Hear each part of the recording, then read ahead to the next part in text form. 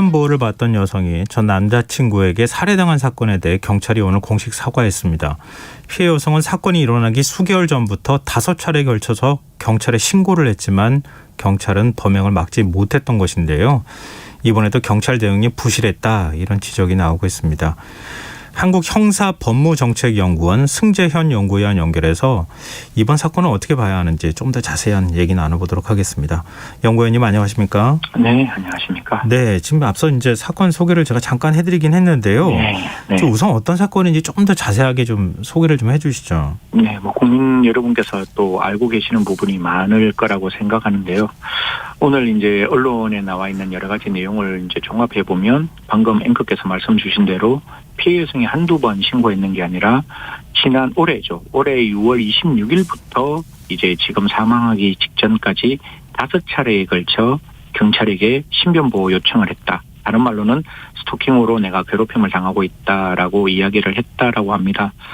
사실 경찰의 입장에서는 6월 26일 날 첫 신고 이후에 굉장히 적극적으로 피해자가 출근하거나 퇴근하거나 그다음에 임시 숙소로 가는 그 과정에서 나름대로 경찰이 할 수 있는 여러 가지의 도움을 줄 수 있는 행동을 했다라고 보이는 점도 있지만 네. 결국 마지막 두 번째 그 피해자에게 경찰이 피해자 보호를 위해서 이제 지급했던 스마트워치라고 이야기를 하죠. 네. 이 스마트워치 지급했을 때 경찰은 이 스마트워치를 누르면 우리가 직접 피해자에게 와서 피해자가 위험이 있을 때 분명히 도와줄 수 있다라고 스마트워치를 줬지만 피해자 사실 사망하기에 그 스마트워치를 눌렀는 시간이 네. 29분에 눌렀는데 경찰이 32분에 출동을 해요. 그러니까 첫 번째 스마트워치를 눌렀을 때는 한 3분 만에 출동을 하는데 출동하는 장소가 피해자가 있는 장소가 아니었기 때문에 네. 피해자는 33분에 다시 한번 스마트워치를 누릅니다. 그런데 네. 그 스마트워치를 두 번째 눌렀을 때 경찰은 그 스마트워치의 위치뿐만 아니라 피해자의 주거까지 이제 같이 가서 수색을 했지만 이미 그 당시에는 피해자가 사망한 시점이었죠.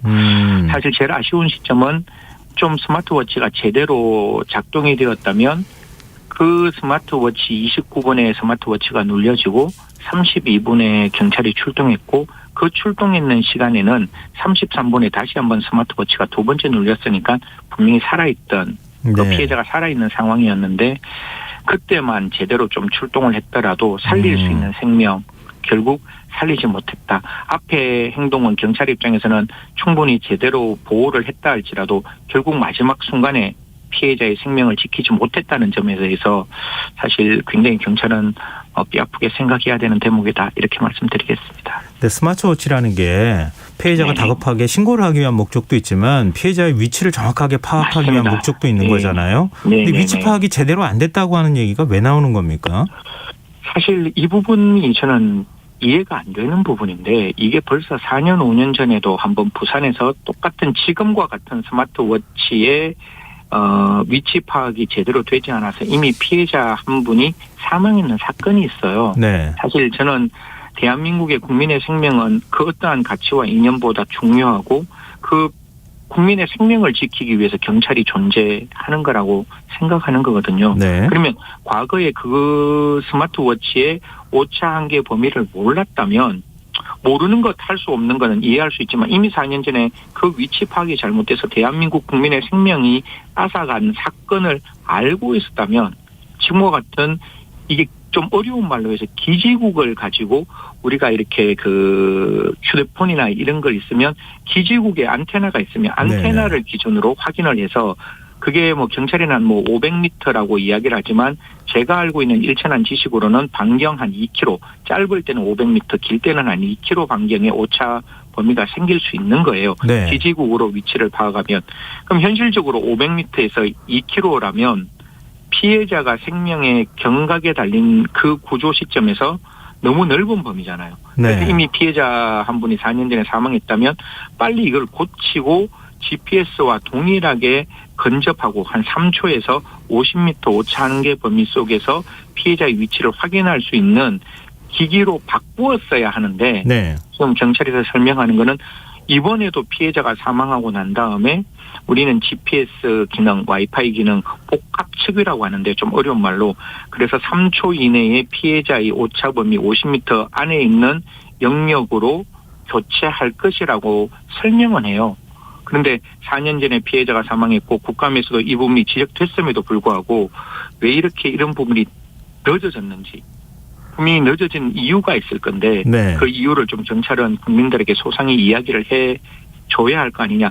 그래야 지금도 그 스마트워치를 차고 구조를 요청하는 피해자들이 있을 거잖아요. 네네. 그 피해자들을 위해서라도 이 부분에 대해서는 경찰이 적극적으로 설명해야 되고 지금 피해자들이 차고 있는 다른 피해자들이 차고 있는 스마트워치라면 그 스마트워치가 지금도 위치가 정확히 파악 안 된다면 분명히 아날로그식으로 그 피해자를 옆에서 적극적으로 보호해야 되는 또 다른 종합적인 대책이 하루속히 만들어져야 된다라고 말씀드리겠습니다. 이미 몇 년 전에 다 지적이 됐던 사안인데 GPS를 통해 가지고 정확한 위치 추적을 할 수 있는 스마트워치를 지급하지 않았다.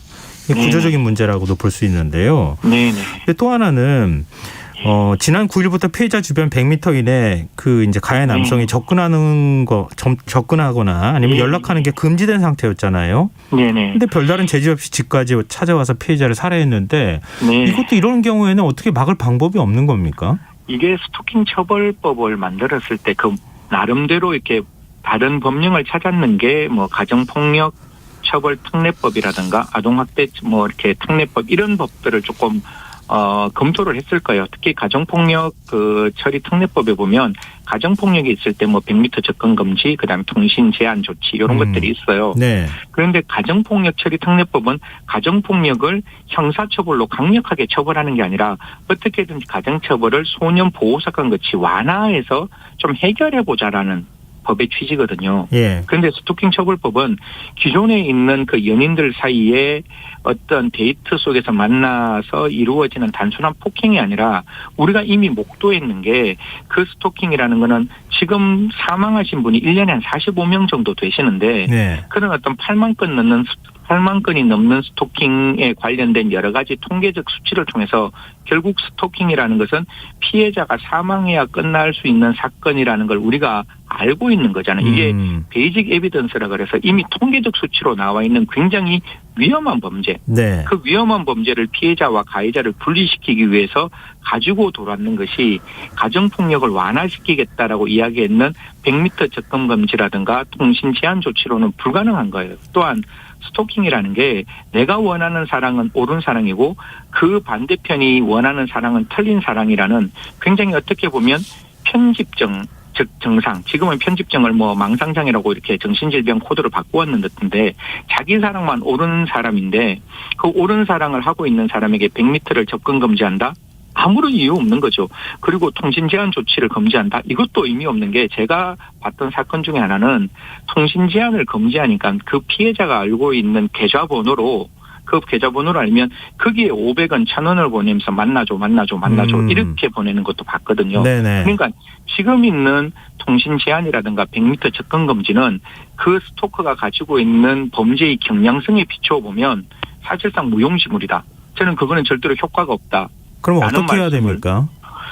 사실 존재할 수 있는 제도는 있어요. 지금도 경찰에서 이 부분에 대해서 여러 가지 설명을 하고는 있는데 스토킹 처벌법 구조에 보면 1항 4호의 잠정 조치 중에 가장 강력한 잠정 조치가 구치소나 유치장에 유치하는 적극적으로 피해자와 가해자를 절대적으로 분리할 수 있는 조치가 있는데 네. 사실 경찰의 입장을 저는 뭐 100m 접근 금지와 통신 제한 조치에 비해서 구치소에 유치한다는 건 너무 차이가 있으니까 경찰이 그 부분을 쉽게 접근을 못했다라고 보이는 듯해요. 네. 하지만 여기서 제가 지적하고 싶은 거는 과거와 달리 스토킹 처벌법이 만들어진 것은 스토커를 적극적으로 처벌하자라고 이야기를 했고 가장 중요한 건 피해자와 가해자의 절대적이고 완전한 분리라면 좀 잠정 조치 중에서 이러한 어떤 유치시설이, 그러니까 유치시설이라 그러죠. 구치소나 유치장에 적극적으로 유치할 수 있는 그런 어떤 제도를 법원에나 검찰에 청구하고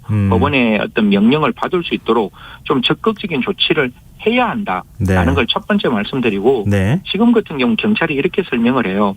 그 유치 명령을 받으려면 시간이 많이 걸리니까 경찰이 가지고 있는 또 하나의 훈령이 있습니다. 그 훈령이 뭔가 하면 피해자 보호 및 지원에 관한 규칙이라는 걸 만들어 놓고 그 조항에 보면 피해자를 보호할 수 있는 조치가 있어요. 네네. 그래서 경찰이 만들어 놓은 훈령에 따라서 피해자에게 뭐 이렇게 임시 숙소도 제공하고 그다음에 출퇴근 시간에 동행하고 그다음에 스마트워치도 줬다고 이야기를 하는 거거든요. 네네. 그러면 제가 여기서 말씀드리고 싶은 거는 그 가해자에게 잠정 조치가 어렵다면 그 피해자를 보호하기 위한 스토킹 처벌법이 만들어졌을 때부터 요구했던 스토킹 피해자 보호 등에 관한 법률이 이제 여가부에서 저번 달 11일 날 입법 예고되는 상황이거든요. 그러니까 하루라도 빨리 이 스토킹 피해자를 절대적으로 보호할 수 있는 경찰의 훈령이 알겠습니다. 아니라 네. 그 법에 따라서 좀 절대적으로 보호할 수 있는 조치가 필요하지 않을까 생각합니다. 네, 알겠습니다. 경찰의 적극적인 법 해석도 좀 필요한 것 같습니다. 오늘 말씀 여기까지 듣겠습니다. 고맙습니다. 네, 고맙습니다. 예, 지금까지 한국형사법무정책연구원 승재영 연구위원이었습니다.